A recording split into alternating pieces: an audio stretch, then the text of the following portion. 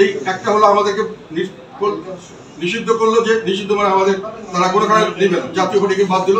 পরে দেখা গেল আওয়ামী লীগকে বর্তমান আইন সংশোধন করে একটা আওয়ামী লীগকে সমস্ত কার্যক্রম নিষিদ্ধ করে দেওয়া আইনে কি বলে না সন্ত্রাস বিরোধী আইন, কিন্তু আগে ছিল না, ওটা অ্যাড করা হলো এবং তাদেরকে রাস্তায় নামতে দেওয়া হলো। তাহলে আওয়ামী লীগকে অফ করে দেওয়া হলো, আমাদেরকে অফ করে দেওয়ার চেষ্টা হচ্ছে, 14 দলকে অফ করে দেওয়ার চেষ্টা হচ্ছে। তাহলে সামনের দিকে তারা কি চাচ্ছে?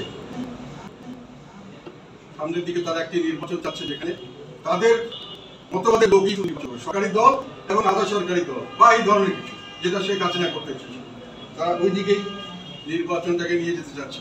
এখন ওই দিকে যদি নির্বাচন নিয়ে যেতে চায়, আওয়ামী লীগ বা অন্যান্য যারা নির্বাচনের থেকে বাইরে থাকবে, শতকরা 50 ভাগের বেশি 60-70 ভাগ মানুষ, তারা কি এটার থেকে বসে থাকবে?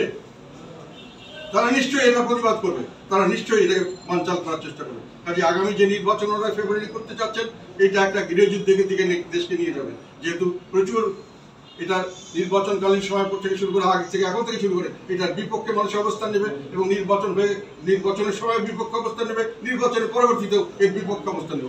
তাহলে আমরা যে একটা সুষ্ঠু রাজনৈতিক সুষ্ঠু স্টেবল মানে কি বলে স্থিতিশীল রাজনৈতিক স্থিতিশীলতা চাচ্ছি, যার কারণে এইটা হলে শুধু বাংলাদেশের লোক সামনের দিকে এগিয়ে যাবে, না হলে আমরা ধ্বংস থেকে আরো ধ্বংসের দিকে চলে যাবো। সেই পরিস্থিতি কি সৃষ্টি করতে পারবে এই নির্বাচন?